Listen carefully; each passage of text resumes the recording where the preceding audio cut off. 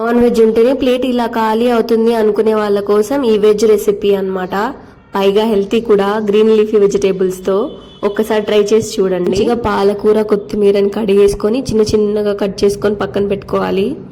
తర్వాత ఒక మిక్సీ గిన్నె తీసుకొని అందులో ఎండుమిర్చి, ఆనియన్, వెల్లుల్లి, కొంచెం సాల్ట్ వేసి మెత్తగా మిక్సీ పట్టేసుకొని పక్కన పెట్టుకోండి. రోల్ ఉంటే రోట్లో దంచుకుంటే ఇంకా బాగుంటుంది కచ్చా పచ్చాగా. నెక్స్ట్ ఒక ప్యాన్ తీసుకొని అందులో కొంచెం ఆయిల్ వేసుకొని పోపు, నా దగ్గర పీజీలో జీలకర్ర మాత్రమే ఉంది, ఆవాలు అయిపోయాయి ఆ రోజు.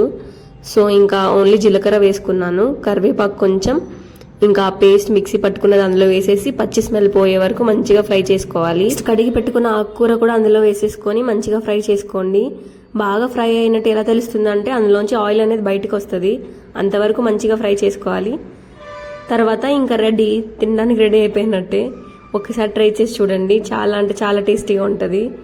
వేడి వేడి అన్నంలో ఇలా ఒక ముద్ద కూర వేసుకొని పక్కనే ఒక చిన్న 2 ఉల్లిపాయలు పెట్టుకొని ఫస్ట్ ముద్ద కలిపి తింటే ఉంది చూడండి, సూపర్ అంటే సూపర్. ఒకసారి ట్రై చేసి చూడండి. అసలు కర్రీనే సరిపోలేదు, లాస్ట్లో పెనం కూడా ఊడ్చుకొని తినాల్సి వచ్చిందనమాట. అంత టేస్టీగా కుదిరింది. Bye guys, thanks for watching.